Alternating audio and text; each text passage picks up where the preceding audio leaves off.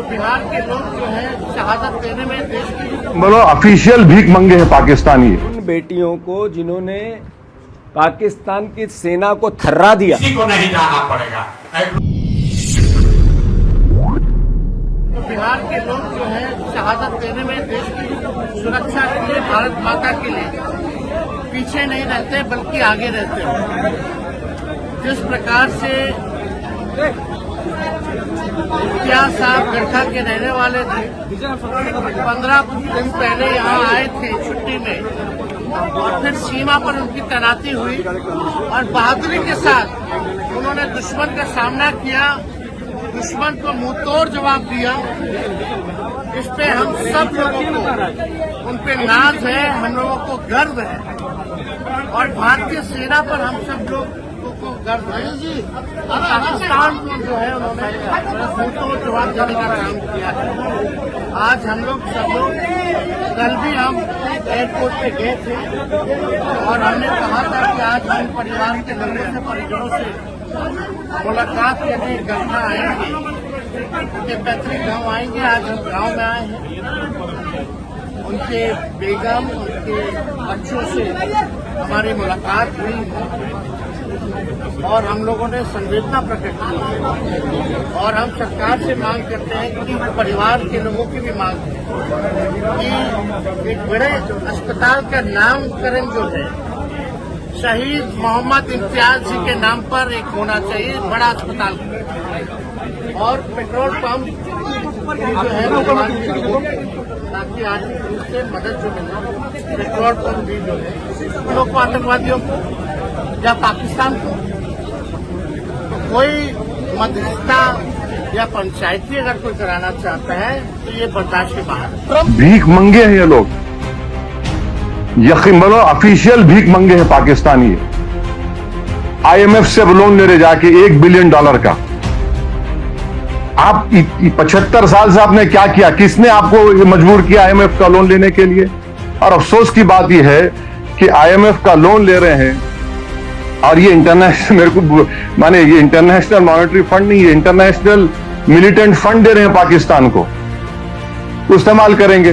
अब आप देखिए ये USA है, जर्मनी है, जापान है, ये कैसा है लोग इसको अग्री कर रहे हैं, जबकि हमारी जमीन पर, हमारे घरों पर, हमारे सिपाहियों पर हमले हो रहे हैं और इनको 1 बिलियन क्या है का लोन मिला रहा है। तुम हुकूमत तुम चलाना तो दूर की बात, तुमको इकोनॉमी चलाना नहीं आता तुम्हारे को। क्या है तुम्हारे पास? वहां से बैठ के आप बोल रहे इस्लाम ये इस्लाम वो, कोई कुछ नहीं है। ये सिर्फ इनकी जारहाना गलत पॉलिसी है।